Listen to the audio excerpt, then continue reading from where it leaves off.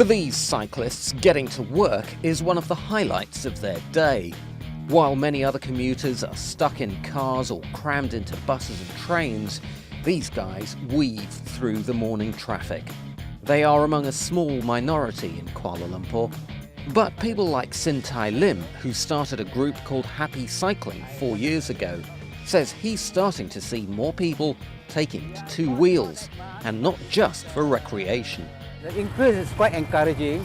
There's still more room for them to come in. Lots of bicycle shops around. That means there's a lot of people buying bicycles. So there are some who, they ride to work. Right. They don't have cars, they cycle to work. Kuala Lumpur's population has grown from around 4 million people in 2000 to nearly 7 million today. According to the World Bank, car ownership has surged over that time.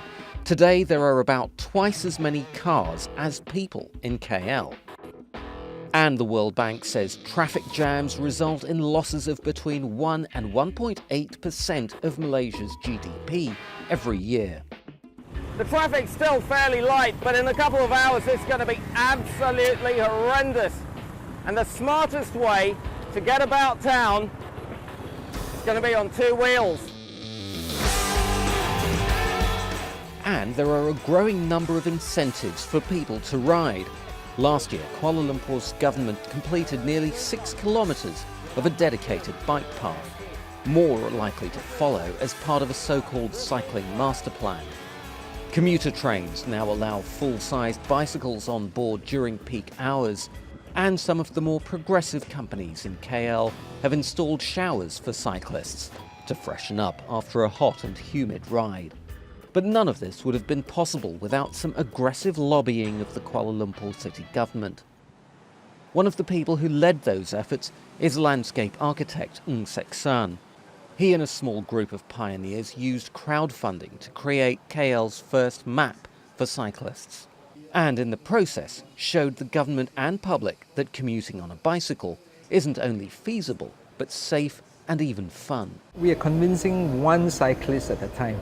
When I started cycling 6 years ago, there were only a handful of us, but now there are like a few hundreds. So I think with young people now coming out into the workforce, I think they have got a different mindset. I know of a lot of young people who no longer want to buy a car. So I have great hope for the future, for the new generation of young people coming into the workforce, of not following our examples that we have so badly set in the last 40 years. Sek San hopes to eventually eliminate up to 20% of all car trips in KL. He says that's only a dream right now, but he and his friends have the momentum to make it a reality. Azhar Sukri, TRTWorld, Kuala Lumpur.